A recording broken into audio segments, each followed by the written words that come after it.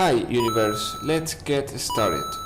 The duality principle says that in any set algebra expression like this, by example, if we replace every universal set by an empty set, every union operation by an intersection, and every intersection operation by an union, when we evaluate after all, the result will be the same. But what is this thing? Let's see with a practical example. Having this universe A, B, and C prove that this expression is equivalent to this other expression. Having the universe identified, we evaluate the given expression. Do the inner operations first. The intersection between U and A, intersection between B and A, the union on these two, the A set. Now change every universal set by an empty set, swap every union by an intersection, and vice versa. The result, the set A. So yes, we have proved the duality principle for this expression on this universe. Before jump into the inclusion exclusion principle, let's first introduce the module of a set. And this is just the number of elements inside. Is denoted by enclosing the set name between bars. Now, having the set S with these numbers, evaluate the following propositions on true or false.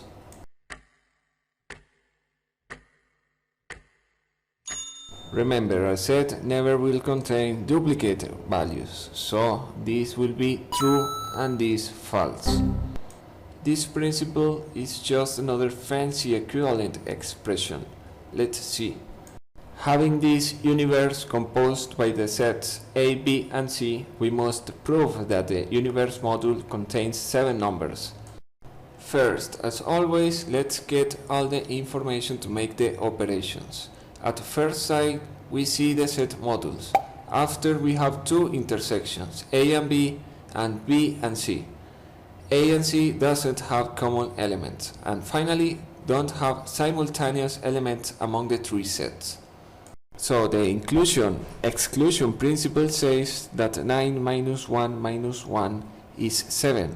That's all. These principles are useful in complex situations. For now, I just want you to get the whole picture. In the next chapter, we will apply extensively all learned so far. The power set of a set. What is that? It's just all possible subset combinations of a set. By example, having the set S, we are going to list every possible subset, every element as a subset, every combination of elements, the empty set, and the given set. But what if we have a large set? In that case, the number of subsets that can exist in a set is given by 2 raised to the number of elements. And in that case, we don't have to write every subset. Practice. In a fast food service, the combo contains all products on sale: burger, fries, and drink.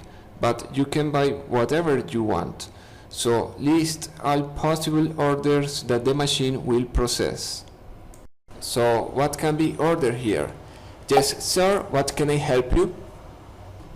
Nothing, thank you, just looking around. Yes, I just want a burger, please. Oh, I want a fries service. A drink over here, please. Please, give me the combo without the drink. Yes, I want a burger with drink. Please, give me a drink with fries. Hello there, I'm looking for a full combo, please.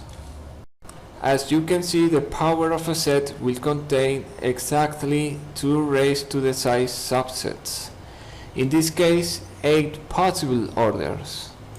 Now, to explain what is a set partition, let's consider again our combo set. A partition is every possible unique combination of the subsets without the empty set or duplicates. As you can see, we have been using square brackets over curly braces to wrap subsets in a set. Now consider the set S composed by the integers from 1 to 9. Identify as valid or not valid the following partitions. The option 1 doesn't include the 7. and a valid partition must include all elements. Option 2 have duplicate number 5, and a partition is a unique arrangement of elements.